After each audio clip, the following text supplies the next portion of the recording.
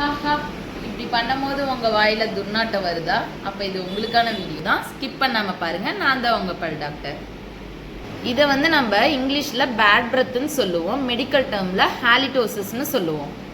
உங்களுக்கு வாயில் துர்நாற்றம் அடிக்குதா அப்படிங்கிறத எப்படி நீங்கள் கண்டுபிடிக்கலான்னு பார்த்தீங்கன்னா, இப்போ நான் ஃபஸ்ட்டு பண்ணேன் இல்லைங்களா, ஹான்ட்டு அந்த மாதிரி ஒரு டைம் ஊதி பார்க்கலாம். இல்லைனா இந்த ரிஸ்ட்டில் லிக் பண்ணி ஸ்மெல் பண்ணி பார்க்கணும். பேட் பிரெத்லேயும் உங்களுக்கு 2 வகை இருக்குது. ஒன்று நார்மல் டைப், இன்னொன்று டிசீஸ்டு டைப். நார்மல் டைப் பார்த்தீங்கன்னா உங்களுக்கு டெம்பரவரி தான். அண்டு மார்னிங் ஒழுங்காக ப்ரஷ் பண்ணாதவங்க, டங் க்ளீன் ரெகுலராக பண்ணாதவங்க, டீஹைட்ரேஷன் ஒழுங்காக தண்ணி குடிக்காதவங்களுக்கு, அண்டு ட்ரை மவுத் எச்சில் ஒழுங்காக சுரக்காதவங்களுக்கு அதை நம்ம ஜெரஸ்டோமியான்னு சொல்லுவோம் மெடிக்கல் டேர்மில்.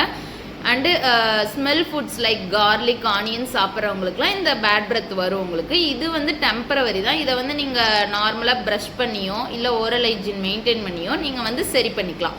இதே டிசீஸ்டு டைப் எடுத்துக்கிட்டிங்கன்னா இது பர்சிஸ்டண்ட்டாக கண்டினியூஸாக அந்த பேட் பிரெத் இருந்துகிட்டே இருக்கும் உங்களுக்கு. லைக் ஃப்ரெண்ட்ஸ்கிட்ட பேசும்போது கூட உங்களுக்கு இந்த ஸ்மெல் வந்துகிட்டே இருக்கும். இது எதனால் வருதுன்னு பார்த்தீங்கன்னா, ஒன்று பல் சொத்தனால, இல்லைனா ஈரை சுற்றி பிரச்சனை ஏதாவது இருக்கலாம், அண்டு சைனஸ் இன்ஃபெக்ஷன் ஏதாவது ஆயிருக்கலாம், இல்லைனா டான்சில் ஸ்டோன்ஸ், டயபெட்டிக் பேஷண்ட்ஸுக்கும் இந்த மாதிரி ஸ்மெல் வரலாம். அப்புறம் பல் செட்டு வச்சுருக்கவங்க, அதை ஒழுங்காக ஹைஜீனாக வச்சுருக்காதவங்களுக்கும் இந்த ஸ்மெல் வரும் உங்களுக்கு. இதை நம்ம நார்மலாக ப்ரஷ் பண்ணியோ இல்லை ஏதாவது ஓரல் ஹைஜீன் மெயின்டைன் பண்ணியோ சரி பண்ண முடியாது. இதை நம்ம பக்கத்தில் இருக்க டென்டிஸ்ட்டை போயிட்டு நீங்கள் என்ன ஏதுன்னு முன்னாடியே ப்ரையராக செக் பண்ணிக்கிறது தான் உங்கள் ஓரல் ஹெல்த்துக்கும் உங்கள் பாடிக்கும் நல்லது. ஹெல்த்தி டீத், ஹெல்த்தி பாடி.